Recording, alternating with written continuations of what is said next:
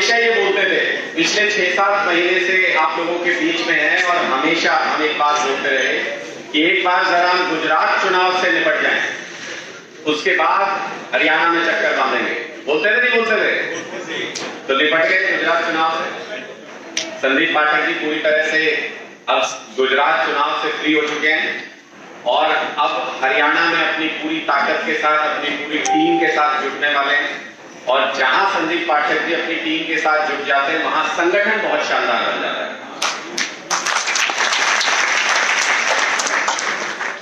तो आज के हमारे मुख्य अतिथि संदीप पाठक जी, हरियाणा प्रदेश के प्रभारी सुशील गुप्ता जी, और आप जितने भी कार्यकर्ता यहां पर पहुंचे हुए हैं, सबको नमन करते हुए अपनी बात की शुरुआत करता हूं। सबको प्रणाम।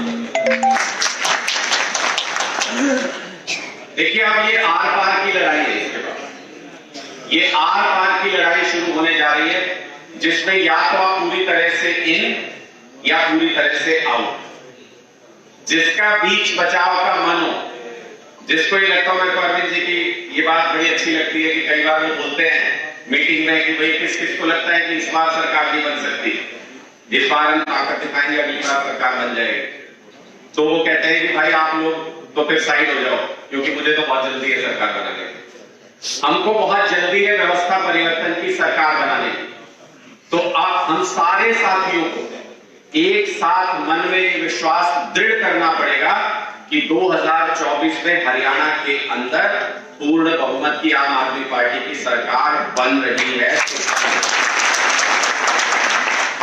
और जब हम अपने अंदर ये संकल्प दृढ़ कर लेंगे, तो हमारे मन से, हमारे मुंह से जो भी आवाज निकलेगी, जो भी बात निकलेगी, उसके अंदर ये आत्मविश्वास होगा कि 2024 में हम सरकार बनाने जा रहे हैं। और तभी आपकी वो आवाज सामने वाले को प्रभावित कर सकती है कि हाँ, वाकई इनकी बात में, इनके लॉजिक में दम है, ये 2024 में सरकार बनाने जा रहे हैं।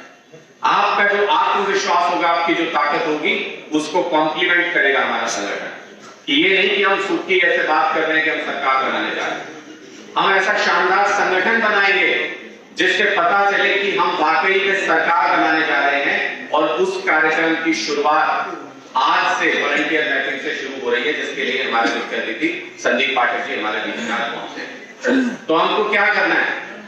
हमको पूरी ताकत के साथ, जिसको कहते हैं ना आंख बंद करके विश्वास करना, जैसे कहते हैं ना प्रभु पे विश्वास है कि जो करेंगे अच्छा करेंगे। तो एक बहुत पुरानी कहावत है, जब आप कुछ क्रिएट करते हो तो गॉड की तरह क्रिएट करो, जब आप काम करते हो तो स्लेव की तरह काम करो, वर्क लाइक ए स्लेव। और जब आप सोल्जर, लड़ाई जब लड़ते हो तो सैनिक की तरह लड़ो। तो अब हमको स्लेव की, सोल्जर की भूमिका में आना है कि जिस तरीके से भी ये लगे संदीप पाठक जी को कि ये बेस्ट संगठन बनेगा, इस तरीके से हमको उसमें 4 चांद लगाने, हमको अपनी पूरी ताकत के साथ उसको कॉम्प्लीमेंट करना है। कर पाएंगे सारे लोग? सारे लोग जोर से बताओ। कर पाएंगे। बहुत सारे लोग, संदीप पाठक जी का जो लास्ट असाइनमेंट था वो था गुजरात। बहुत सारे लोग आपसे ये सवाल पूछेंगे कि गुजरात में हमने क्या हासिल किया। गुजरात में हम सरकार बनाने गए थे, और अब लोग आपसे पूछते होंगे कि भाई सरकार तो नहीं बनी, क्या हासिल किया गुजरात के अंदर आपने।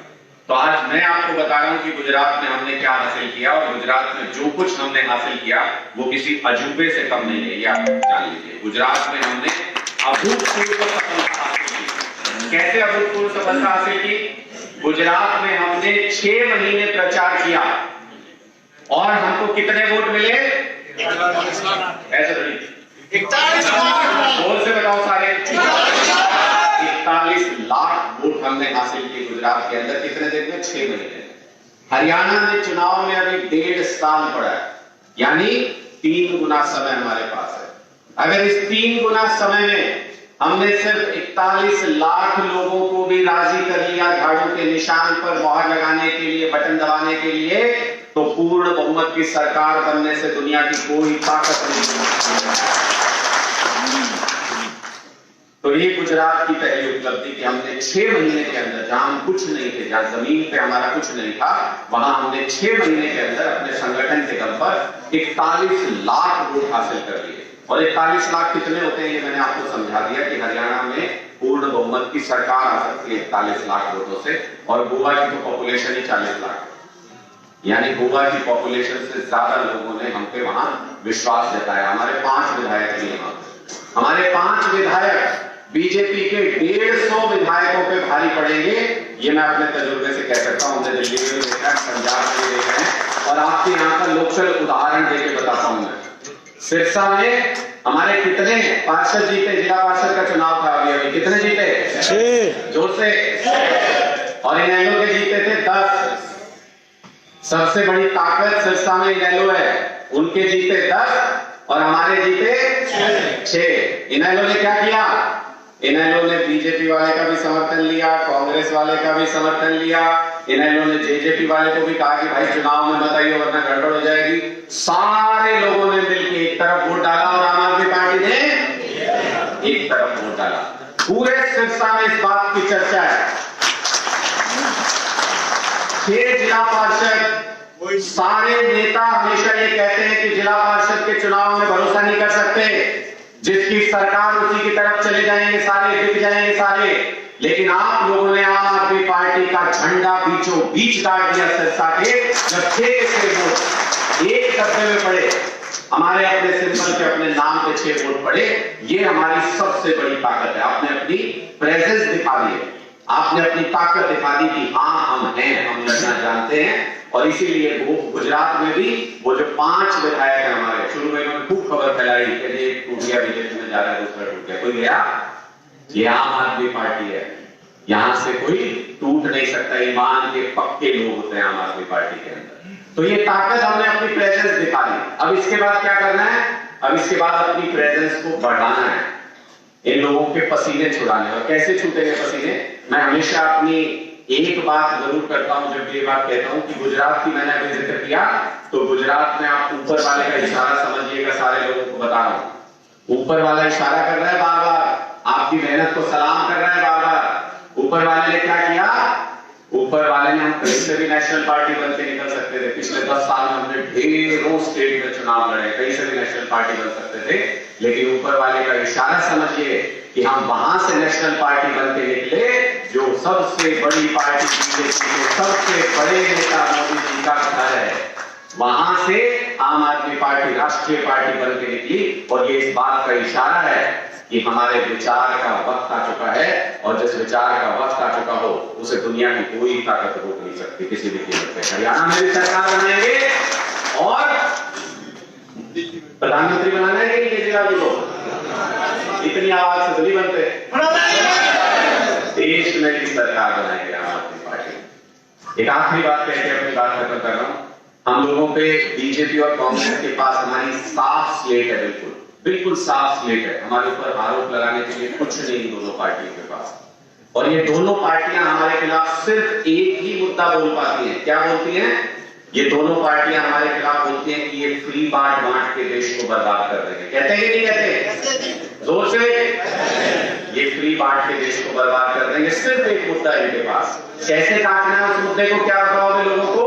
जो अभी मैं बताने जा रहा हूं, ध्यान से सुनना उस बात को। और जिससे भी बात करो, सीना ठोक के उसको ये बात बताना जो मैं अभी आपको बताने जा रहा हूं। क्या क्या फ्री देते हैं दिल्ली के अंदर? हम गिनवाना मेरे साथ। बिजली फ्री देते हैं, हाँ तो बोलो। बिजली फ्री देते हैं, पानी फ्री देते हैं, शिक्षा फ्री देते हैं, स्वास्थ्य सुविधाएं फ्री देते हैं, तीर्थ यात्रा फ्री में कराते हैं, महिलाओं के लिए बस यात्रा फ्री में कराते हैं। और सबसे बड़ी बात जो आजाद हिंदुस्तान में कोई पार्टी कर नहीं पाई, शहीदों के नाम पे पुतले भी लगते रहे, चौराहे भी बनते रहे, सड़कों के नाम भी रखते रहे, लेकिन 75 साल के आजाद भारत में कोई सरकार ऐसी नहीं हुई जिसने शहीदों के परिवार को 1 करोड़ रुपए की सम्मान राशि दी है। सिर्फ आम आदमी पार्टी। ये सारी चीजें हम फ्री देते हैं। हरियाणा में इनमें से कुछ भी फ्री मिलता है? जोरदार जवाब मिलना चाहिए मुझे। कुछ भी फ्री मिलता है? नहीं मिलता ना। 3 लाख करोड़ रुपए का कर्जा है हरियाणा के ऊपर। कितना? अगर कोई भी आपसे पूछे फ्री की बात, तो उससे पूछना हरियाणा में कुछ भी फ्री नहीं देते आप। 3 लाख करोड़ का कर्जा कैसे हो गया? पंजाब में कुछ महीने पहले हमारी सरकार बनी है, वहां पे भी कुछ भी फ्री नहीं देते थे। इसमें से 3,85,000 करोड़ रुपए का कर्जा है पंजाब के ऊपर। कितना? 3 लाख। कैसे हो गया कर्जा 3,85,000 करोड़? कुछ भी फ्री नहीं देते थे। और हमने क्या किया? पंजाब में जाते ही हमने 50 लाख लोगों की बिजली फ्री कर दी। शहीदों के परिवार को 1 करोड़ रुपए सम्मान राशि भी मिलने लगी। वहां गांव में मोहल्ला क्लिनिक भी खुल गए और सारी योजनाएं वहां पर लागू होने जा रही हैं। उसके बावजूद एक नए पैसे का कर्जा नहीं लिया। 14,000 करोड़ रुपए का कर्जा चुका दिया पंजाब के अंदर। और हरियाणा और पंजाब के हिसाब से देखो तो दिल्ली में कितना कर्जा होना चाहिए जहां ये सब फ्री देते हैं? कितना कर्जा होना चाहिए? कर्जा ही कर्जा होना चाहिए। लेकिन ये आपके अरविंद केजरीवाल जी का करिश्मा है। एक नए पैसे का कर्जा नहीं है दिल्ली की सरकार को। मुनाफे की सरकार चलाते हैं। यानी मूलभूत सुविधाएं फ्री देने से देश बर्बाद नहीं होता। देश बर्बाद तब होता है जब इनके दोस्त 20,000 30,000 करोड़ रुपए लेकर विदेश भाग जाते हैं। देश बर्बाद तब होता है जब ये 2-2 लाख 3-3 लाख 5-5 लाख करोड़ रुपए का बिजनेसमैन दोस्तों का कर्ज माफ कर देते हैं। देश तब बर्बाद होता है।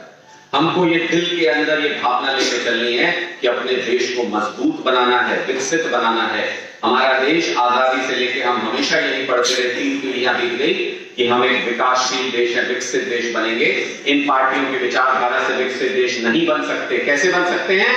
आम आदमी पार्टी की विचारधारा से हम एक विकसित देश बन सकते हैं। इसलिए हमें पूरी ताकत के साथ इस विचारधारा को मजबूत करना है, हरियाणा के गांव-गांव में लेके जाना है। और अब जो आपकी गाड़ियों का पहिया चलेगा, रुकना नहीं चाहिए जब तक कि हरियाणा के चुनाव के नतीजे ना आ जाएं। अब हम सबको पूरी ताकत के साथ जुटना पड़ेगा। और सबसे बड़ी बात, मैं छोड़ना पड़ेगा, हम बनना पड़ेगा। मुट्ठी में ताकत होती है। तो आज से मैं शुरुआत कर रहा हूं, मैं छोड़ता हूं। मैं संदीप पाठक जी को विश्वास दिलाता हूं कि जहां अरविंद केजरीवाल जी इशारा कर देंगे, मैं हमेशा से बोलता हूं, अरविंद केजरीवाल जी कल बोल दें कि बाहर झाड़ू लगाओ, मैं झाड़ू लगाने को तैयार। अरविंद केजरीवाल जी बोल दें गांव-गांव जाके वोट मांगो, मैं वोट मांगने को तैयार हूं। अरविंद केजरीवाल जी बोल दें धरने पे बैठ जाओ, मैं धरने पे बैठने को तैयार हूं। जैसा आदेश होगा सेनापति का, उस पे मर मिटने का जज्बा होना चाहिए, तब सरकार आ सकती है। ऐसे सरकार नहीं। तो आज से हम सब मैं छोड़ के हम हो जाएं, मिलके एक ही लक्ष्य बनाएं कि सरकार बनानी है हरियाणा के अंदर। उससे कम किसी बात पे समझौता नहीं होगा। हमने तो ये ठान रखा है, या तो मर के जाएंगे या सरकार बना के जाएंगे हरियाणा पूरी ताकत। तो एक बार जोरदार नारा मेरे साथ लगाइएगा। मैं उसके बाद प्रभारी जी हैं वो बोलेंगे, संदीप पाठक जी बोलेंगे। एक बार जोरदार नारा मेरे साथ लगाइएगा। भारत माता की, भारत माता की, इंकलाब, इंकलाब। बहुत बहुत शुक्रिया आप सभी।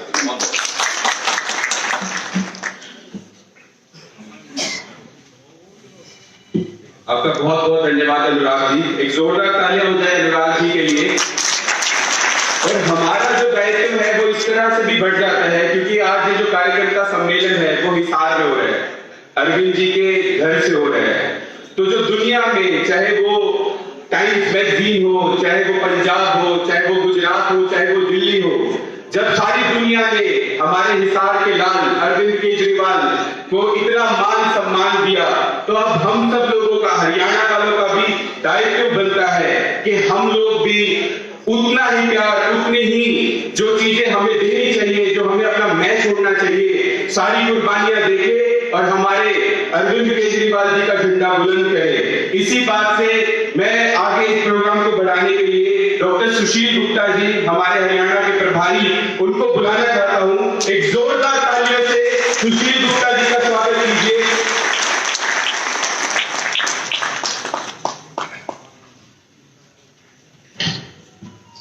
हमारी पार्टी के राष्ट्रीय संगठन महामंत्री संदीप पाठक जी, अनुराग रंगा जी और पूरे जोन के हमारे जो नेतृत्व सामने बैठा हुआ है, आम आदमी पार्टी के सभी कार्यकर्ता, सबको मेरा हाथ जोड़ के नमस्कार। आज इस पूरे देश के अंदर आम आदमी पार्टी के संगठन का जो निर्माण कर रहे हैं संदीप पाठक जी हमारे बीच अंदर आए हैं। मैं समझता था कि आपकी संख्या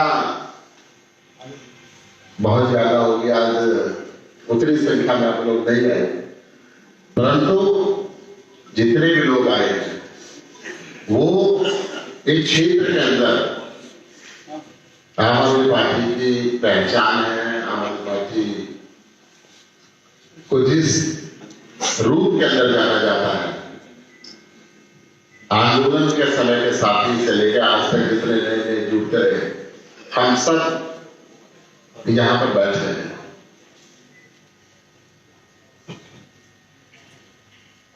आम आदमी पार्टी का जो पंजाब का क्षेत्र है, इस क्षेत्र के नजदीक लगता वो पूरा सिरसा के भी, इस तरफ फतेहाबाद के भी, जिला जींद के भी, चारों तरफ जब पीछे हमने सर्वे भी कराया था तो यहाँ की जनता तैयार है वोट देने के लिए। हमें वोट लेनी है, हमें जनता हमारे तक पहुंच गया, हमें जनता तक पहुंचना है। और यही कारण भी था कि सबसे पहले संगठन का पुनर्निर्माण हमने आपके जोर में सोचा, वेस्ट जोन के अंदर सोचा था, परंतु बीच के अंदर कई इलेक्शन आए, नहीं हो पाया। अब पूरे हरियाणा का संगठन का पुनर्निर्माण होना है। ये पुनर्निर्माण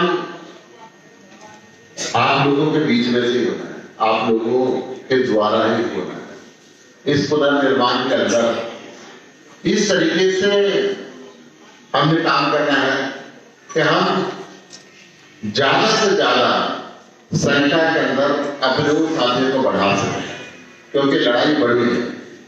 ये लड़ाई इस देश को बदलने की है, ये लड़ाई इस प्रदेश को बदलने की है, यहाँ की शिक्षा व्यवस्था को बदलने की है, स्वास्थ्य व्यवस्था को बदलने की है, रोजगार व्यवस्था को बदलने की है, यहाँ की व्यापार की व्यवस्था को बदलने की है, बिजली पानी जैसे बेसिक सुविधाओं को बदलने की है। कुल मिला के विकसित हिंदुस्तान की लड़ाई है, शिक्षित हिंदुस्तान की लड़ाई है और इस प्रदेश की लड़ाई है। मुझे ये कहते हुए खुशी होती है कि आम आदमी पार्टी के राष्ट्रीय संयोजक इसी जोन के अंदर पैदा हुए, इसी जोन में पढ़े और इन्होंने यहाँ से जाके पूरे हिंदुस्तान को एक नई दिशा दी, पूरे हिंदुस्तान की राजनीति के अंदर एक नए आयाम पैदा किए। जो अब तक इस देश की राजनीति के अंदर हिंदुस्तान पाकिस्तान की बात होती थी, मुख्य चुनाव में अमेरिका की बात होती, चांद की बात होती थी, तारों की बात होती थी, मंगल ग्रह की बात होती थी, परंतु गांव के अंदर क्या हो रहा है, वहां पर शिक्षा की व्यवस्था क्या है, पानी की व्यवस्था क्या है, बिजली की व्यवस्था क्या है, ये बातें नहीं होती थी। अच्छे हॉस्पिटल है या नहीं, अच्छे स्कूल है या नहीं, अच्छे कॉलेज है या नहीं, ये बातें नहीं होती। जिस विकसित राष्ट्रों में शामिल करने के लिए एक मुहिम अरविंद केजरीवाल जी ने चलाई है, उस मुहिम को हरियाणा में और ताकत देने के लिए सारे देश के साथ साथ एक विशेष समय देना संदीप पाठक जी का, यह अरविंद केजरीवाल जी ने तय किया कि वो यहाँ पर अधिक समय देंगे। और आज हम सब इनको सुनने के लिए आए हैं, इनसे बात करने के लिए आए हैं, इनसे क्या इनके मन का अंदर है, कैसे संगठन का निर्माण करेंगे, कैसे हम सब की इन्वॉल्वमेंट होगी और कैसे सरकार बनेगी। इस बात की सोच के साथ आज संदीप जी आपके बीच कर रहा है। मैं अधिक समय नहीं लूंगा, सीधा मैं संदीप पाठक जी का आमंत्रित करूंगा। एक बार जोरदार तालियों से संदीप पाठक जी का अभिनंदन करें, जहाँ पर अपनी बात करें।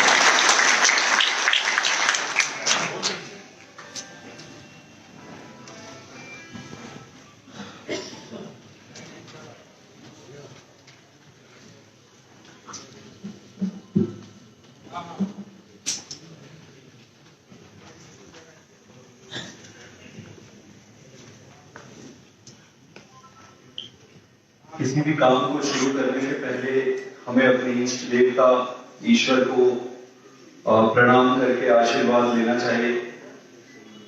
सबसे पहले हम दोनों हाथ को ऊपर उठाकर मुट्ठी बांधकर मां भारती को, भगवान कृष्ण को, उनकी धरती है ये, और अपने अपने इष्ट देव को प्रार्थना करेंगे कि हे प्रभु, हम जो भी काम कर रहे हैं वो अच्छा हो, हम सच्चाई के मार्ग पर चले और हमारे जीवन का एक एक पल इस देश की सेवा में लगे। तो दोनों हाथ उठाकर मुट्ठी बांधकर एक बार जोरदार भारत माता का आह्वान करेंगे।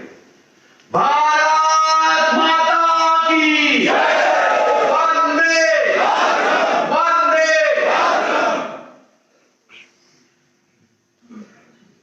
भारत माता के आह्वान से पूरा जो एरिया होता है वो पवित्र हो जाता है और लगता है कि हाँ कुछ होने वाला है। मंच पर बैठे हुए हमारे हरियाणा के प्रभारी श्री सुशील गुप्ता जी, हमारे नेता अनुराग खन्ना जी, मेरे सामने बैठे हुए हमारे नेता, हमारे वॉलंटियर, आम आदमी पार्टी के आधार, और इन सबसे ज्यादा लाखों लोग, लाखों कार्यकर्ता जो दिल से अरविंद केजरीवाल जी की पार्टी से, अरविंद केजरीवाल जी से जुड़े हैं, जो आज यहाँ उपस्थित नहीं है, आप सबको मैं अपने हृदय से प्रणाम करता हूं। मैं उन लोगों को भी याद करना चाहता हूं, प्रणाम करना चाहता हूं, जिन्होंने आज तक अपने कंधे पार्टी का झंडा लेकर उठाकर यहां तक हमें लाया है। उनमें से संभव है कि लोग हमारे साथ यहाँ है, कई सारे नहीं है, कई सारे अपने अपने रास्ते चल पड़े हैं।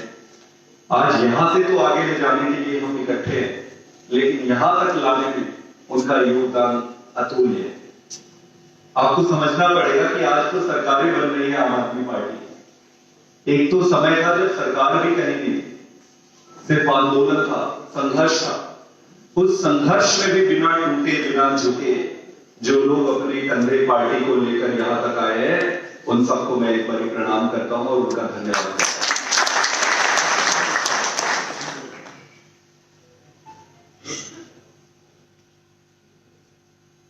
मैं बेसिकली भाषण नहीं दूंगा, आप लोगों से बात करना चाहता हूं। और आज से हमारी ये जर्नी, हमारी ये यात्रा शुरू होगी। आज से ये यात्रा शुरू होगी और जिस दिन चुनाव के नतीजे आएंगे, जिस दिन शपथ लेंगे, उस दिन ये वाली यात्रा हमारी पूरी होगी।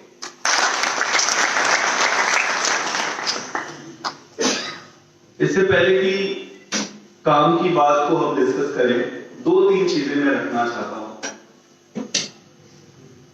10 साल में, सिर्फ 10 साल में, ये देश और दुनिया की पहली पार्टी है जो राष्ट्रीय पार्टी बन गई। आप देखो, 2 राज्यों में आपकी सरकार है, मजाक और मामूली बात नहीं। 2 राज्यों में सरकार बन पाना मामूली बात नहीं। गुजरात में आपने सेंध लगा दी, आपके सामर्थ्य को हंस पूरी दुनिया, और सारे पार्टी वाले बैठ के मुंह में उंगली दबा के देख रहे थे कि किस मिट्टी के बने हैं। गोवा में चुनाव लड़ना, एक भी सीट लड़ना बहुत कठिन चुनाव है। दूर से लगता है कि छोटा सा है, लेकिन चुनाव बहुत कठिन है। वहां आपके विधायक है, गुजरात में आपके विधायक है, मध्य प्रदेश में मेयर है, और पूरे देश में 2-2.5 हजार से ज्यादा इलेक्टेड रिप्रेजेंटेटिव है, अलग अलग पदों पर।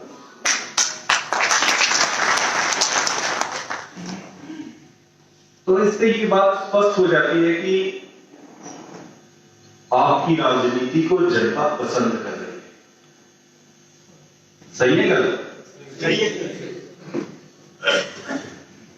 अब हमें ये देखना पड़ेगा कि हम क्यों जीत रहे हैं।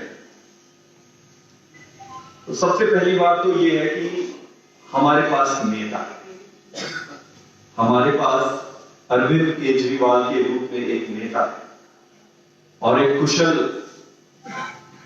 और एक सामर्थ्यवान नेता में जो सारे गुण होना चाहिए वो हमारे नेता में है। और सबसे खास बात यह है कि वो इसी मिट्टी से, यहां से आपको, उसके अलावा दूसरी चीज कि हम जो राजनीति कर रहे हैं इस देश में दो तरह की राजनीति है। ये कहते हैं ना कि हमारी लड़ाई बीजेपी से है, हमारी लड़ाई कांग्रेस से है, हमारी लड़ाई लीगों से, हमारी लड़ाई फलाने से है, ढमके से, XYZ से नहीं है। सिर्फ दो ही पक्ष है। एक पक्ष है सच्चाई की राजनीति वाली और दूसरा पक्ष जो है गंदी राजनीति वाली। लड़ाई इन दोनों के बीच ही है। गलत तो नहीं कह रहा। नाम अलग अलग राज्यों में, अलग अलग जगह में नाम बदलते रहे, कहीं पे कुछ नाम हो गया, कहीं पे कुछ हो गया, कहीं पे कुछ हो गया, पर लड़ाई सिर्फ दो के बीच है। कुरुक्षेत्र है, आपको पता है, महाभारत में जो हुआ था, और वो युद्ध सत्य और असत्य के बीच हुई, वो कौरव और पांडव के बीच नहीं हुई। और ईश्वर किसके साथ थे?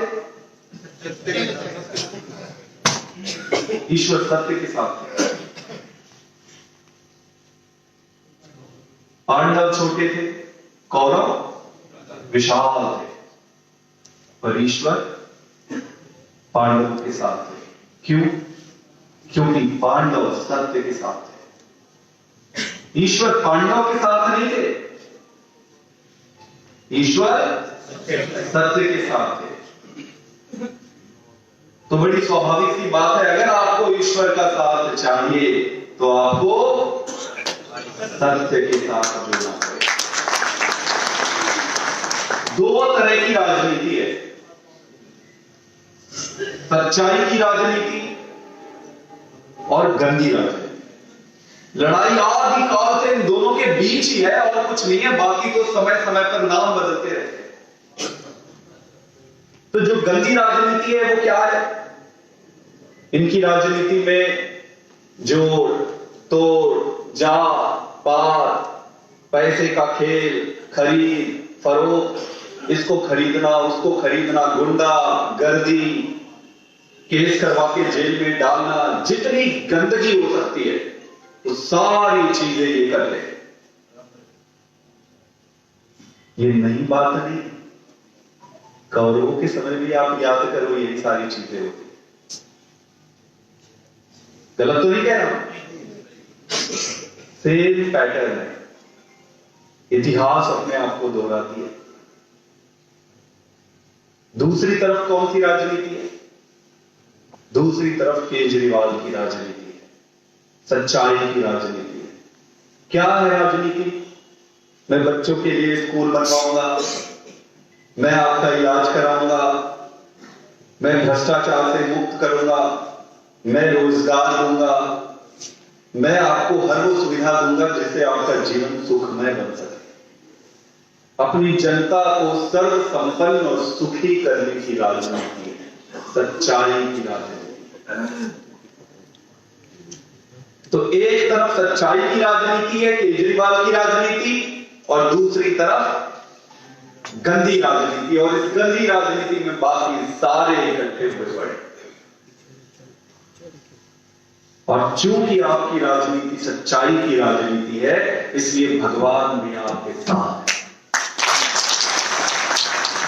और चूंकि भगवान आपके साथ है, इसलिए आप इतनी जल्दी विजय प्राप्त कर रहे हैं। तो सबसे पहले इस बात की खुशी होनी चाहिए हम सबको, अपने अंदर भी, और आपके चेहरे से वो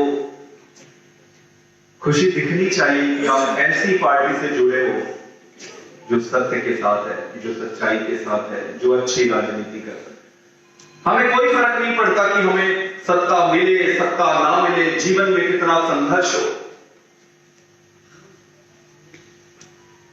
और आपको पता ही है कि जो सच्चा होता है उसको ज्यादा संघर्ष करना पड़ता है ना?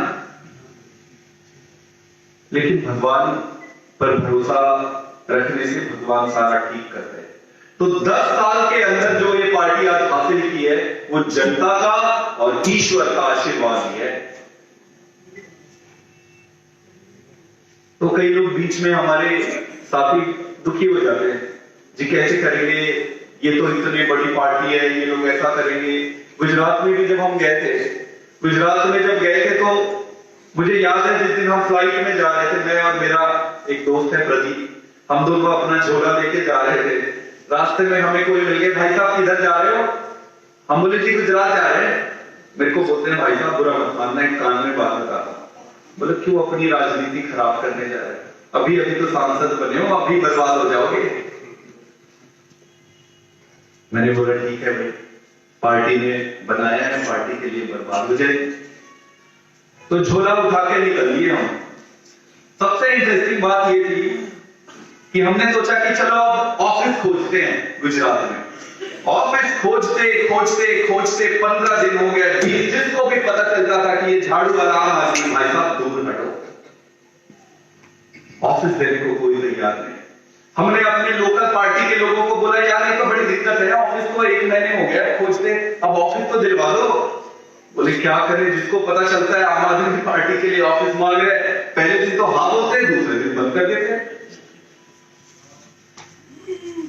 तब फिर मैं गया था ऑफिस खोजने, गया था मैं, पहले सांसद बन गया था मैं और मेरा साथी झोला उठा के हम ऑफिस खोजने गए थे।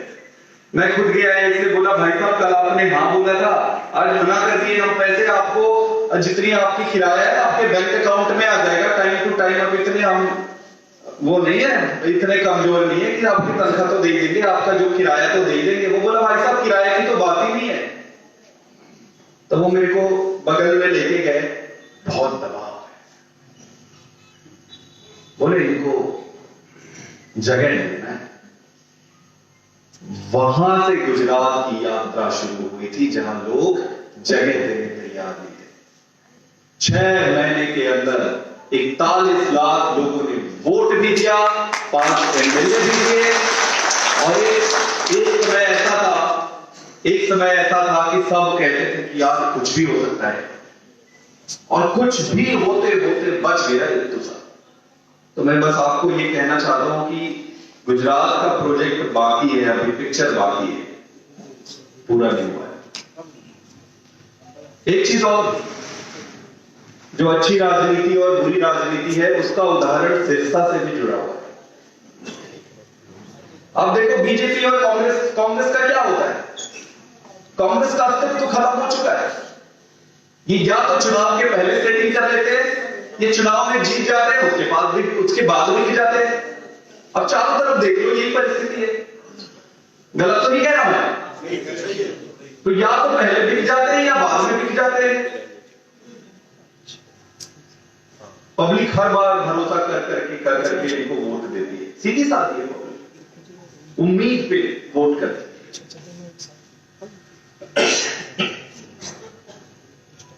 सिरसा में भी हमारे 6 पार्षद चुने गए थे।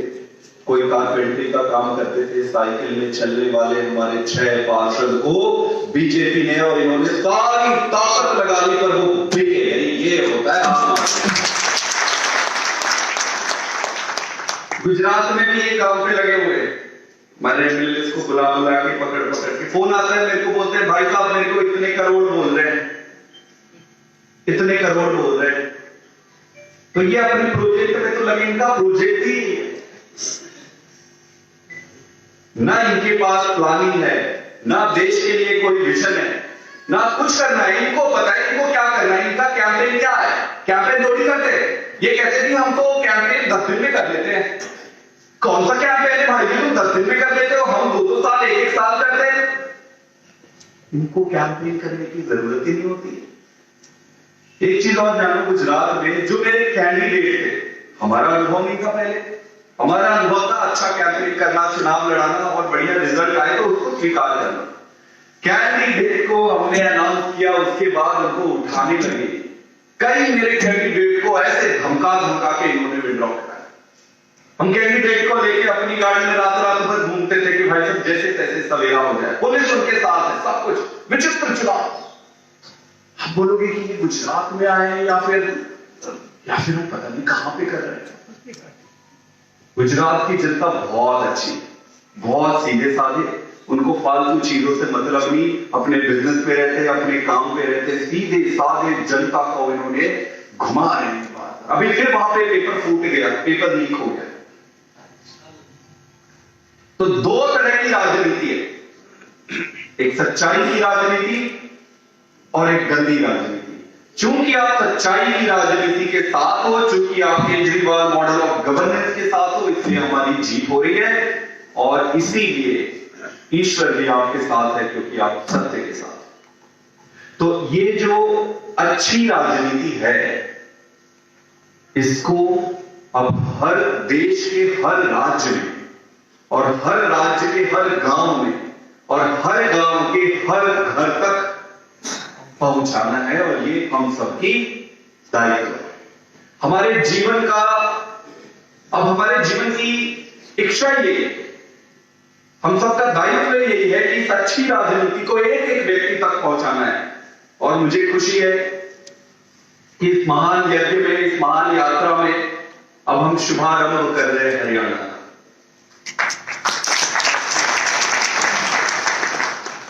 तो हरियाणा की जनता इस बार केजरीवाल जी को मौका देगी और पूरी ताकत से इस बार हरियाणा में चुनाव लड़ेंगे। ऐसा चुनाव लड़ेंगे, इस बात की मैं आपको गारंटी देता हूं, ऐसा चुनाव लड़ेंगे कि पंजाब से और गुजरात से और दिल्ली से 10 गुना ज्यादा मजबूती से चुनाव।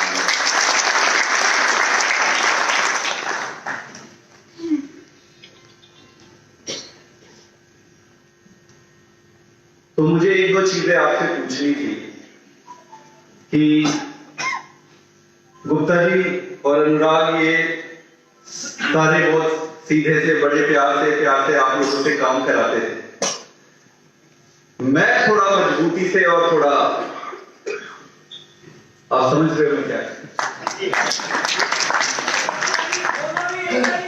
तो शुरू में तो मेरे को लोग बोलते हैं संदीप भाई आ जाओ, मजा आएगा, काम करेंगे। शुरू में प्यार से बुलाते हैं, एक महीने बाद बोलते हैं क्या बवाल पाल लिया है हमने, ये तो ना खुद सोते हैं ना ये दूसरे को सोने देते हैं। तो आप सोच लो भाई, एक तो चुनाव होता है, चुनाव लड़ने के लिए लोग लड़ते हैं, है ना? एक तो चुनाव लड़ने के लिए, और एक चुनाव होता है चुनाव ना मैं अपना टाइम खराब करता हूं और ना मैं दूसरे का टाइम खराब करता हूं। अगर जीतने के लिए लड़ना है तभी बताओ।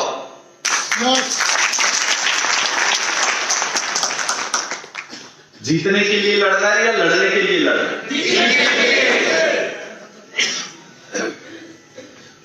इसके लिए तपस्या करनी पड़ती है, संघर्ष करना पड़ता है। कोई भी चीज ऐसे थोड़ी आ जाएगी कि आ जाओ भाई तुम लोग अच्छे लोग हो तो ले लो। पांडव भी ऐसे जीते थे क्या? उनको भी अपने सामर्थ्य का परिचय देना पड़ा था हर दिन, उन्होंने भी अपने बहुत खोए संघर्ष में। भगवान उनके साथ थे, फिर भी सत्य के साथ थे, फिर भी संघर्ष का कोई दूसरा विकल्प नहीं है। तो तपस्या और संघर्ष तो करनी पड़ेगी। तो आप बताओ कि संघर्ष के लिए क्या आप सारे तैयार हो? आप ही सबसे ज्यादा तैयार हैं। बहुत अच्छे। तो अब जब हम सारे तैयार हैं तो एक बार भारत माता का उद्घोष करके फिर यहां से काम की अगली बात की शुरुआत करेंगे, ठीक है?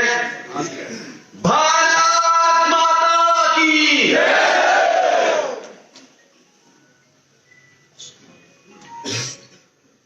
तो चुनाव जीतने के लिए क्या क्या चीजें करनी पड़ती है? 3-4 चीजें हैं। सबसे पहला, सबसे महत्वपूर्ण होता है संगठन। संगठन को आप सेना भी कह सकते हो। संगठन सेना क्यों कहते हैं? सेना क्या होती है? लोग होते हैं, लेकिन लोग होने के साथ साथ वो एक सिद्धांत से बंधे होते हैं, वो उनको सेना बनाता है। संगठन भी वही होता है, लोग होते हैं और जो एक सिद्धांत से, पार्टी के सिद्धांत से बंधे होते हैं, वो संगठन होता है। तो सबसे पहली चीज है संगठन। दूसरी चीज जो है वो है प्रचार प्रसार। जनता के जो मुद्दे हैं उनको लेकर जनता तक जाकर पहुंचाना, वो पार्टी करेगी। तीसरी महत्वपूर्ण चीज है उम्मीदवारों का चयन। उम्मीदवारों का चयन अगर अच्छा कर गए तो मजबूती और मिलती है। उम्मीदवारों के चयन में अगर गड़बड़ी हो गई तो बात फिर फुस हो सकती है। सही बात कह रहा हूं या गलत बात कह रहा हूं? सबसे अंत में पर सबसे महत्वपूर्ण चीज है फिर जनता का रुझान क्या है। ये सारी चीजें, संगठन, उम्मीदवारों का चयन, प्रचार और जनता, ये सारी चीजें निर्धारित करती है कि आप जीतोगे या हारोगे। इनमें से किसी भी एक में अगर आप फेल हो गए तो जीतने की संभावना कम होते जाती है। दो में अगर आप फेल हुए तो जीतने की संभावना और भी कम हो जाती है। और अगर सारे में आपने गलती कर दी तो जीतने की संभावना शून्य नगण्य हो जाती है। तो हमें क्या करना है? हमें करना है कि ये सारी चीजों को सही करें। मैं आज ईश्वर को साक्षी रख के आप सबको ये विश्वास दिलाता हूं कि आम आदमी पार्टी इन सारी चीजों को बिल्कुल अच्छी तरीके से और ईमानदारी से करे।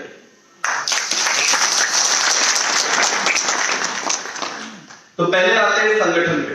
बोर तो नहीं हो रहे हो? बोर हो गए तो बता देना, पिक्चर की बात कर रहे हैं।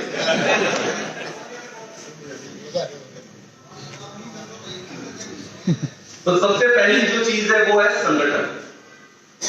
संगठन को अभी पुनर्गठित करने की प्रक्रिया शुरू की गई है। कई लोगों के मन में प्रश्न होगा कि डिसॉल्व क्यों कर दिए, डिसॉल्व करने की क्या फायदा है। और कई लोग सोच रहे होंगे, एक दूसरे से कोई एक भाई साहब थे, बात कर रहे थे, वो मुझे पहचान नहीं रहे थे, मैं रास्ते में चलता यार मैं डीआई था, इन्होंने संगठन तो डिसॉल्व कर दिया, पता नहीं फिर डीआई बनूंगा कि नहीं बनूंगा। वो इस टेंशन में लोकसभा इंचार्ज अपने सोच में पड़े होंगे कि भाई साहब पता नहीं यार क्या, इन्होंने तो डिसॉल्व कर दिया, है ना। कई सारे नए लोग जो पार्टी में जुड़े हैं वो कह रहे होंगे यार इतने दिन हो गए आए, अभी तक इन्होंने कुछ बनाया ही नहीं, है ना। गलत तो नहीं कह रहा। फिर कई लोग ये कह रहे होंगे अरे भाई साहब मैं 2012 से जुड़ा हूं, अन्ना आंदोलन से जुड़ा हूं, पहले मैं बनूंगा फिर तू बनूंगा, यही है ना। लोग तो कुआरे रह गए थे, कई तो कुआरे रह गए। कहीं ऐसे किसी को कुछ भी नहीं चाहिए, ऐसे भी है यहाँ, किसी को कुछ भी नहीं चाहिए। सर पानी मार जाता पानी पड़ जाए। सीधी बात बताऊं आपके सामने, तो बात करने कुछ हो रास्ते पे काम नहीं करते। इलेक्शन को आपने कैंडिडेट खड़ा कर दिया, उसके पीछे करते 25 जोन की सारी करते तो करते मैं भी सुन रहा था, दूर होगी सर। जब भी आते हो आप भाषण देकर चले जाते हो, आम वर्करों की आपको नहीं सुनता या किसी को बोलने देते। बोलिए दक्षिणी हमारे जोन की बात ले लो। जब मैंने ज्वाइन किया, मैं डीआर अफसर रिटायर होके पार्टी ने मुझे ज्वाइन किया, मुझे आरसी से चेयरमैन की टिकट दी गई। जिस दिन से टिकट दी गई 6 महीने पहले से, उसके बाद पार्टी हाईकमान ने ही ये कर दिया भाई सर्वे चल रहा है, आप इसकी टिकट नहीं है, दूसरे कैंडिडेट बुला के हर रोज को प्रेस वार्ता, हर रोज का कोई ना कोई बयान, और उससे दिल्ली से एमएलए को बुलाना, किसी की चाय करना, यानी कि मेरा इतना जबरदस्त उठा हुआ इलेक्शन दम कर दिया। जहां तक जोन की बात है, जब पार्टी की मीटिंग आती है तो बोला एसी रूम में हम पार्टी करेंगे, वहां मैंने पार्टी का बुक करवाया। इसमें मीनू ये होना चाहिए खाने, आपके लिए 5 आदमी कोई बात नहीं, कोई बात नहीं, उन्हीं लोग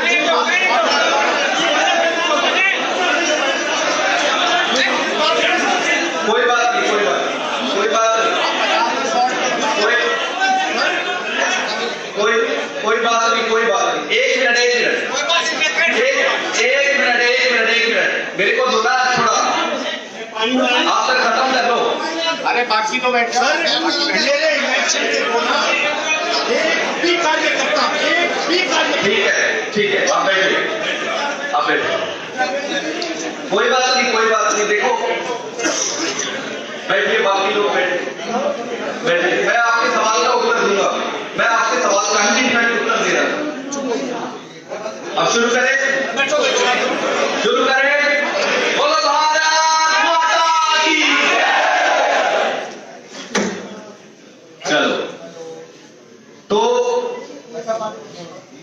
हम कह रहे थे कि संगठन में ये प्रश्न सही समय पे ये पूछे, मैं उसी का उत्तर दे रहा हूं। तो कई कह रहे हैं कि जी हम बाहर से जुड़ रहे हैं, पहले हमें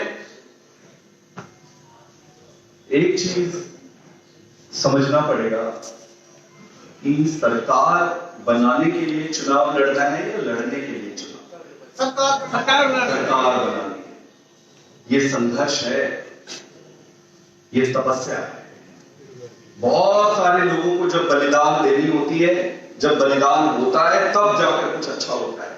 दिल्ली में भी ये हुआ, पंजाब में भी हुआ, बाकी की जगहों पर भी हुआ। तो संगठन के बारे में मैं ये आपको 2-3 चीजें कहना चाहता हूं। परिवार अब आपका बड़ा हो गया है, परिवार और भी बड़ा हो गया है। सभी लोगों को उचित पद दिए जाएंगे, पद योग्यता के हिसाब से दिए जाएंगे। उचित जो जिस पद के लिए योग्य है उसको उसकी योग्यता के हिसाब से पद दिया जाए।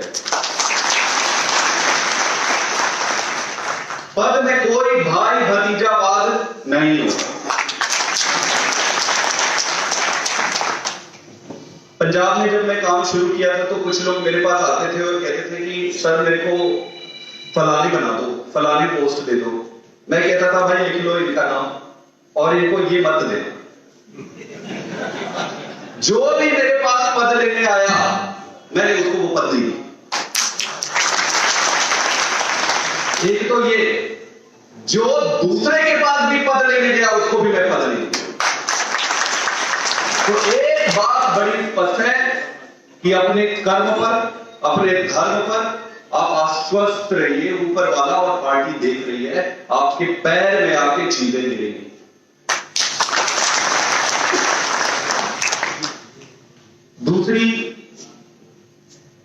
दूसरी चीज ये कि सबको पद मिले। भाई पद क्यों नहीं मिलेगा? संगठन को बढ़ानी है, संगठन को चलानी है, तो सारे निश्चिंत रहो, अच्छा होगा। आपको खुश रखा जाएगा, आपका मान रखा जाएगा। सबसे इंपॉर्टेंट चीज ये है संगठन में कि किसी की मान नहीं देनी चाहिए। कोई पद का, ज्यादातर लोग पद मानते भी नहीं है, वो कहते हैं मेरा मान होना चाहिए बस। गलत तो नहीं कह रहा? तो किसी की मान नहीं गिरेगी, इस पार्टी में जुड़ने से लोगों की मान बढ़ेगी। ये इस बात का मैं आपको आश्वस्त करता हूं। तो बहुत जल्दी 1 से 1.5 महीने में संगठन बनाने का काम शुरू करेंगे और आपको बिल्कुल टेंशन नहीं लेना है इसके बारे में। छोड़ दो, संगठन बनेगा, अच्छा बनेगा, आप सबको पद मिलेगा, अच्छे पद मिलेंगे, अच्छा काम करेंगे। लेकिन जो अयोग्य है या फिर जो हर बार समस्या पैदा करता है, जो हमारे रास्ते में आगे बढ़ने में रुकावट बनेगा, उसको मैं छोड़ दूंगा। मेरा उद्देश्य, एकमात्र उद्देश्य, मुझे हरियाणा में सरकार बनाना है जो इस संघर्ष में सहयोग देगा, साथ चलेगा, और जो इसमें रंगे डराएगा मैं जानबूझ तक नहीं छोड़ूंगा।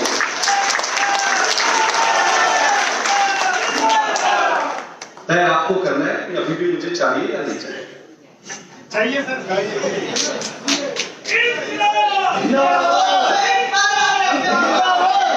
अब दूसरी चीज, प्रचार का समय आएगा, अच्छे प्रचार तंत्र बनाएंगे, अच्छी चीजें अरविंद केजरीवाल जी गारंटी देंगे, गारंटी को सबके घर घर लेकर जाएंगे, जनता को बताएंगे। तीसरी चीज है सबसे महत्वपूर्ण चीज, आज पहली और आखिरी बार इस बारे में मैं बात कर रहा हूं ताकि हम सब अपने दिमाग पे क्लियर हो जाए। नहीं तो अंदर फुसुर चलते रहता है कि पता नहीं टिकट बेच दी, फलाना कर दिया, संगठन ने इसको दे दिया, उसको, कुछ नहीं चलने वाला है यहां पे। इसलिए आज पहली और आखिरी बार मैं ऑन रिकॉर्ड आपको स्पष्ट कर रहा हूं, और इसके बाद फिर हम बात सीधा जब समय आएगा तब करेंगे। सबसे महत्वपूर्ण बात है तीसरी बात, वो है टिकट की। सबसे बड़ा पॉलिटिकल पार्टीज में देखो, टिकट मांगना गलत बात नहीं भाई, हमारे क्यों है?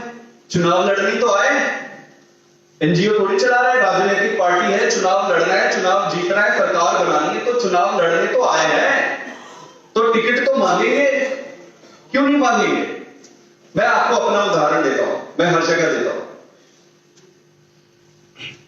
मैं केजरीवाल साहब के साथ काम करता था, दिल्ली का जब चुनाव आया तो मुझे लगा कि यार मैं तो सर के साथ काम करता हूं, तो मुझे तो टिकट मिल ही जाएगी एमएलए की। और मुझे अपने आप पे बड़ा होता कि मैं इतना इंग्लैंड अमेरिका से पढ़ के आया हूँ, फलाना हूँ, ढिकमा हूँ। मेरे अपने अंदर लगता है ना हर आदमी को, मेरे को भी ऐसा लगता था कि मैं बहुत बड़ा तोप चंद हूँ और मेरे को टिकट मांगते ही मिल जाएगा, क्योंकि मैं तो केजरीवाल जी के साथ काम करता हूँ। मैंने भी एक दिन डर बंद करके मैसेज लिखा सर को, मुंह से तो बोल नहीं सकता था कि साहब टिकट दे दो, तो मैंने मैसेज लिखा कि सर अगर आप वो सीट मुझे दोगे तो मैंने मेरे दिमाग में सर मैंने एक बहुत सुनी थी, झोली में डाल दूंगा। बोले जी हम आपकी झोली, तो मुझे लगा कि ये बहुत अच्छी चीज है, तो मैंने भी सर को लिखा कि सर मैं ये सीट आपकी झोली में डाल दूंगा।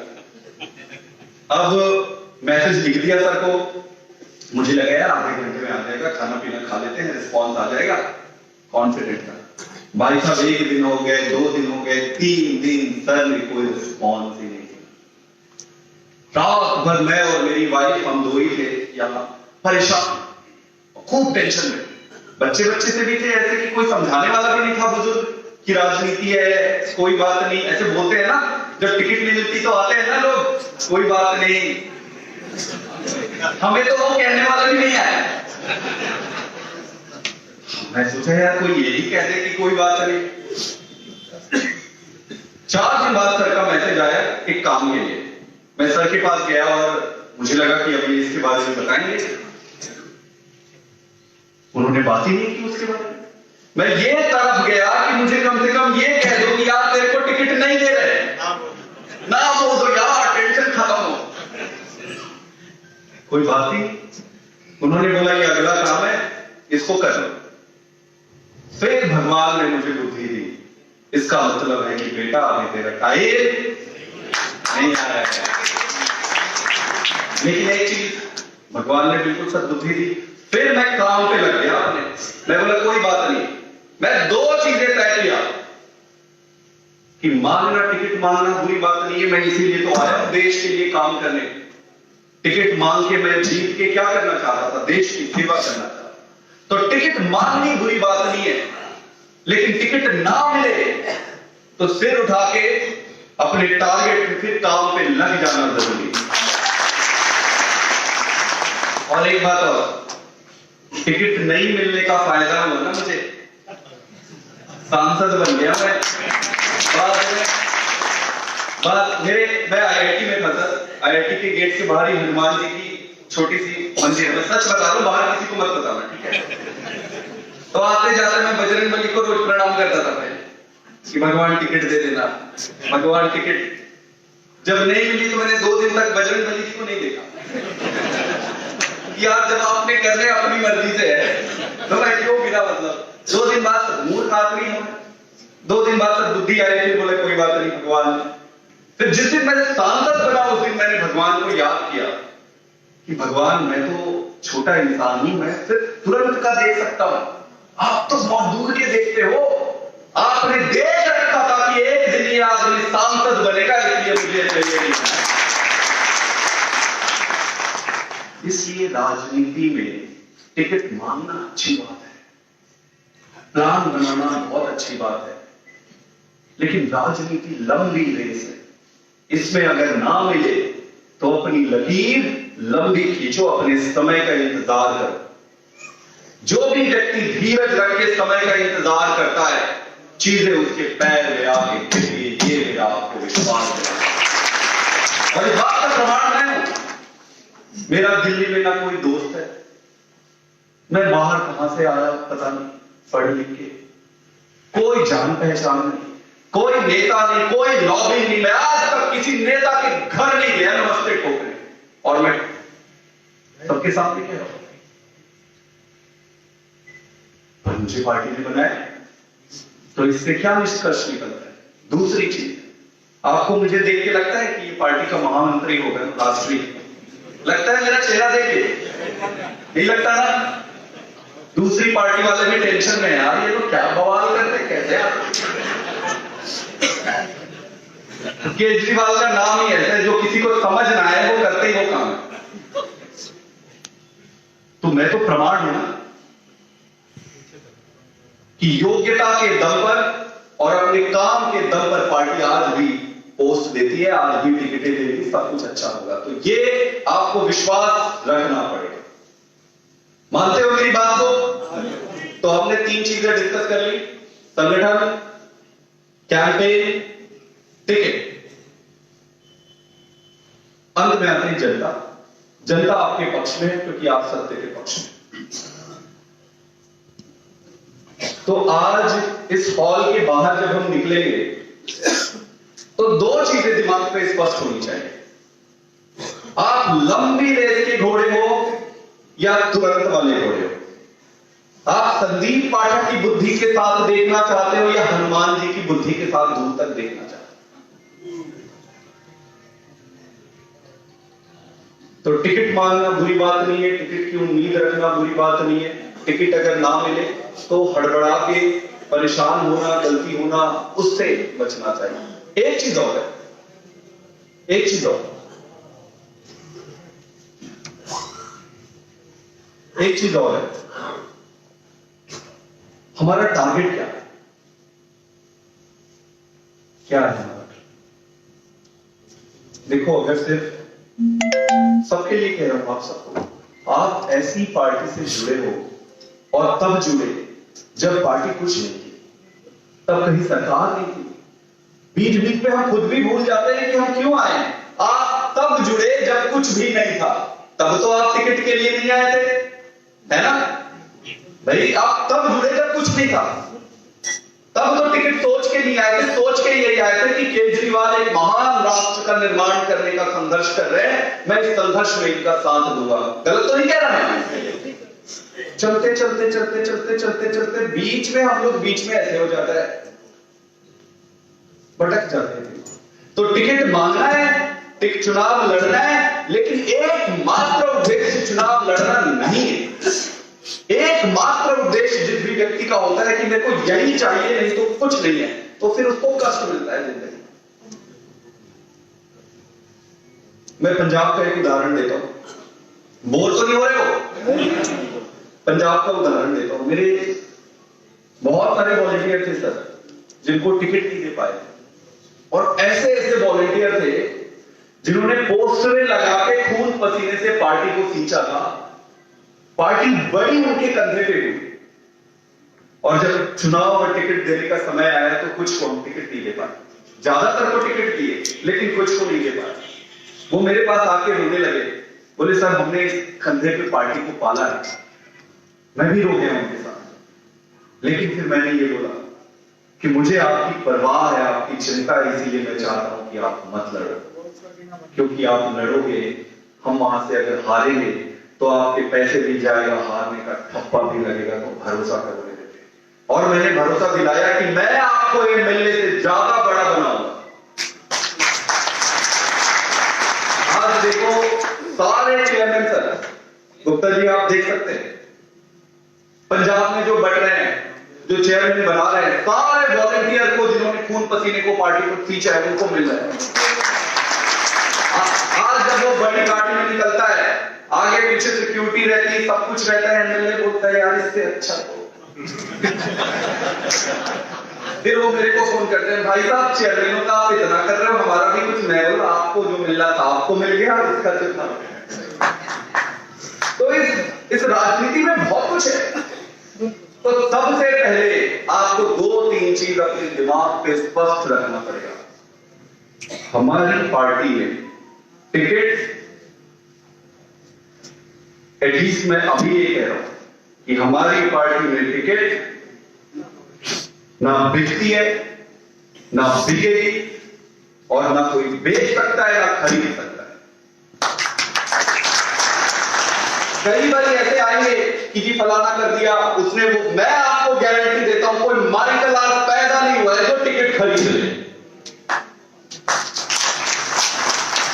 निश्चिंत रहो। कई बार चर्चे अगर नीचे चलते हैं तो आप पूछ लेना, कई बार लोग क्या करते हैं, मिसकंसेप्शन भी फैलाते हैं कि फलाना हो गया। तो संगठन में पद मिलेंगे, आपकी योग्यता, आपकी क्षमता के हिसाब से खूब पद मिलेगा, आपका मान गिरने नहीं देंगे, आपका मान ऊपर रखेंगे। पार्टी में टिकट योग्य व्यक्ति को मिलेगा, जो जीतने के योग्य रहेगा उसको टिकट मिलेगी। दिमाग में ये बात रख लो, क्योंकि हमें सरकार, ये क्लियर है? बहुत अच्छा। तो सर अब इस हॉल से जब हम निकलेंगे तो ये बात दिमाग पे क्लियर रहेगी कि भाई अब सारी चीजों से मुक्त हो गए। सर जी एक चीज और है, अब आते हैं कि जब हम तैयारी कर रहे हैं सरकार बनाने के लिए, चुनाव लड़ने के लिए, तो क्या करना चाहिए।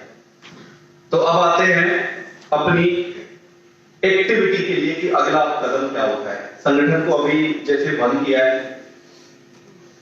अभी हम एक कैंपेन शुरू कर रहे हैं, पहला कैंपेन, उसका नाम है वॉलंटियर मैपिंग। नाम अंग्रेजी है, उसमें टेंशन मत लेना। जैसे आप किसी महान युद्ध में जब जाते हो तो सबसे पहले क्या करते हो, आप अपनी सेना को बड़ी करते हो, बड़ी करते नहीं करते।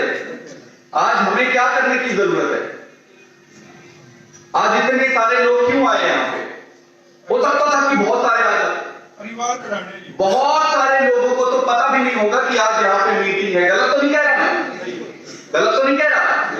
तो सबसे पहले क्या करना पड़ेगा कि अपने जितने भी वॉलंटियर, कार्यकर्ता, पदाधिकारी गांव में छूटे छाटे सब है, सबको जोड़ना है। सबसे पहले बाहर वालों के जोड़ने से पहले जो अंदर है उनका तो नाम नंबर नोट कर ले। गलत तो नहीं कह रहा मैं। किसी गांव में, हर गांव में आम आदमी पार्टी का झंडा उठाने वाला आज व्यक्ति है। हो सकता है वो कार्यकर्ता नहीं होगा, हो सकता है आपसे वो नहीं जुड़ा होगा, लेकिन अरविंद केजरीवाल का वो झंडा उठाया है, उसको भी खोज के जोड़ना है कि फलाने आदमी है यहाँ पे। तो सबसे पहला हमको यही करना है कि पूरे हरियाणा के हर गांव में हमारे से जुड़ा हुआ प्रत्यक्ष अप्रत्यक्ष रूप से जो भी व्यक्ति है उसके नाम नोट करने। ठीक है, ये पहला कदम रहेगा। उसके बाद फिर हम बाहर वालों को जोड़ने की प्रक्रिया शुरू करेंगे, लेकिन जो हमसे जुड़े हुए हैं सबसे पहले उनको तो सहेज ले। तो वॉलंटियर मैपिंग की सबसे पहली एक्टिविटी है, ये शुरू होगी। इसमें क्या काम रहेगा, इसमें काम क्या रहेगा, इसमें आपको अब एक समस्या और आती है। एक समस्या आती, मान लो विधानसभा में 2 लोगों को जिम्मेदारी दे दी और कहे जी कि आप सारे नाम नंबर वॉलंटियरों की लेके आ जाओ।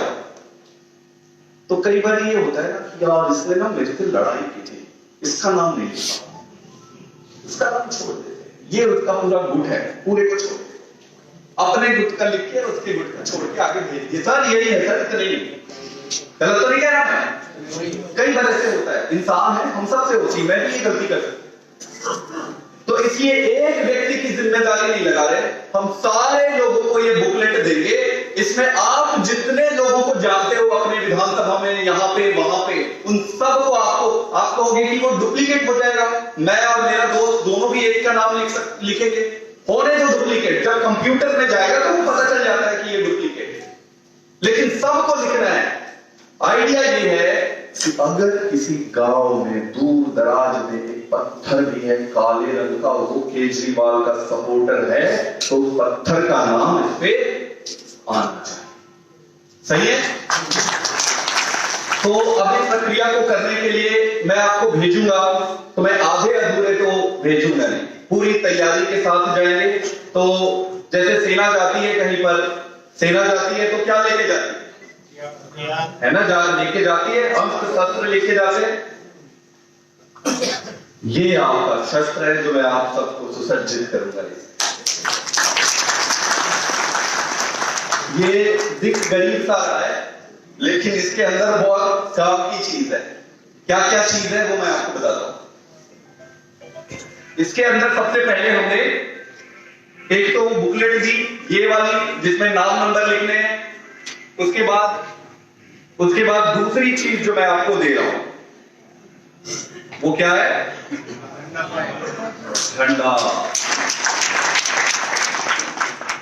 तो आप जहां जहां जाओगे इस पीरियड में आपको ये झंडा लगाना रहेगा। मंजूर है? मंजूर है सर। अब एक चीज है, हमारे पास पैसे कम है, चूंकि पैसे कम है इसलिए मैं आपको थोड़े से झंडे ही दे पाया हूं। तो मैं ये उम्मीद करता हूं कि जितने झंडे मैंने आपके झोले में डाले हैं उतने ही आप अपनी तरफ से डाल दें। बस ये आपके चाय समोसा नाश्ता और एक दिन के पेट्रोल के खर्चे से ज्यादा नहीं, इससे ज्यादा मैं नहीं मांगूंगा। तो झंडा लगाना है, झंडा कहां लगाना है? एक समस्या आप देखे होंगे, मेरे पास 10 मिनट है ना? 10 बोल तो नहीं हो रहे हो? बता देना सर, मैं एक बात कहना चाहता हूं। 1 मिनट मैं कर लेता हूं। हाँ मैं कर लेंगे, छोटी आप बड़ी भी करना, आप मेरे से मिले, ठीक है? तो जैसे झंडा है हमारे पास, भाई भाजपा कांग्रेस जितने तो पैसे नहीं है ना कि उतरे फिर लगा दिए, ये तो नहीं कर सकते। हमको इस झंडे की सुरक्षा करनी पड़ेगी। तो झंडा हम कई बार क्या करते हैं, जो आए वहीं पे बांध देते हैं। भाई साहब थोड़ा मोबाइल उसमें वॉल्यूम डाउन होता है, वो कर दो, आप कर दो। मोबाइल सारे साइलेंट कर लो, है ना? व्यवस्था बहुत जरूरी है। अगर हम व्यवस्था नहीं कर पाएंगे तो हम बड़ा काम नहीं कर सकते जीवन में। तो झंडा कहीं पे भी हम लगा देते, वो तो 2 दिन में 2 घंटे में उतर के जमीन पे या तो गिरा रहेगा या टूट जाए, पर कितनी बार लगा पाएंगे? बार बार तो नहीं कर सकते ना। तो हम जब झंडा लगा रहे हैं तो हमें यह प्रतिज्ञा लेनी पड़ेगी कि मैं झंडा वही लगाऊंगा जो इसका सम्मान करेगा, जो इसकी रक्षा करेगा। तो क्या करोगे? जैसे आप किसी के घर गए, उनसे पूछे, उनका नाम लिए, मान लो आपके पास कुछ झंडे हैं, तो आप उससे पहले पूछ लेना कि भाई साहब मैं झंडा दे रहा हूं, अच्छा मैं सिर्फ झंडा दे रहा हूं, डंडा आपने लगाने, ठीक है? एक बात। दूसरी बात, तो जिस भी घर में आप लगाओगे पहले पूछ लेना कि भाई ये गिरना नहीं चाहिए, इसकी रखवाली करने का काम तुम्हारा। जो व्यक्ति कहे कि मैं इसकी रखवाली करूंगा, आने वाले कई महीनों तक झंडा उसे ही देना। सहमत हो? आप सारे सहमत हो? ऐसा नहीं कि कहीं पे भी बांध दिए, चलते चलते चलो तक इस पे बांध दो, आधे घंटे में गिर गया, तो ऐसे नहीं करना। ये वाला झंडा जो लगेगा वो कई महीने तक अब उतरने नहीं चाहिए, ये आपको अब जिम्मेदारी लेनी पड़ेगी। तो वॉलंटियर मैपिंग पूरी एक्टिविटी का नाम है, लेकिन वॉलंटियर मैपिंग के साथ भी हम झंडा लगा रहे हैं, और झंडा लगाने का कार्यक्रम लगातार कई महीने तक ऐसे चलते रहेगा। इसको हम कह रहे हैं ऑपरेशन झंडा। क्या कह रहे हैं? क्या कह रहे हैं? ऑपरेशन ऑपरेशन ऑपरेशन झंडा जिंदाबाद जिंदाबाद। ऑपरेशन झंडा ऑपरेशन झंडा। दिल से बात नहीं आती, जब तक आप उस पर मजबूती नहीं डालते हो तब तक सफल नहीं होते। एक एक झंडे को, मेरे को एक गली अगर कोई हरियाणा में निकले, अगर गाड़ी निकल जाए किसी की, तो कम से कम 10 झंडे उस पे दिखने चाहिए। जिस दिन आप ये कर गए, कोई माइकलाल नहीं है आपको कोई रोक। ऑपरेशन झंडा। सहमत हो आप इससे? देखो जो सहमत नहीं पहले बता देना भाई, झंडे के चक्कर में मत पड़ो। सहमत हो? करेंगे? कोई गलत तो नहीं है ये? बहुत अच्छा। इसके साथ इसमें हम आपको थोड़े से टोपी भी देंगे, ठीक है? टोपी पहन के अब जाओगे या कुछ करोगे तो वो। और इसमें जैसे ट्रिप, अच्छा एक चीज और, आज मेरी बातचीत तो मोटी मोटी बातचीत है ना? हमें चुनाव कौन सा लड़ना है?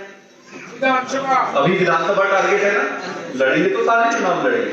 विधानसभा तो सारी मीटिंगें अब से आज के बाद से सारी मीटिंगें कहां होगी? विधानसभा में। चाहे 2 आदमी हो या 200 आदमी या 2000 आदमी, 2 आदमी है फिर भी मीटिंग कहां होगी? 2000 है फिर भी मीटिंग कहां होगी? अपने अपने विधानसभा से अब जुड़ जाओ, ठीक है? तो अगली जो चीज है वो आपके विधानसभा में मीटिंग होगी, ट्रेनिंग होगी।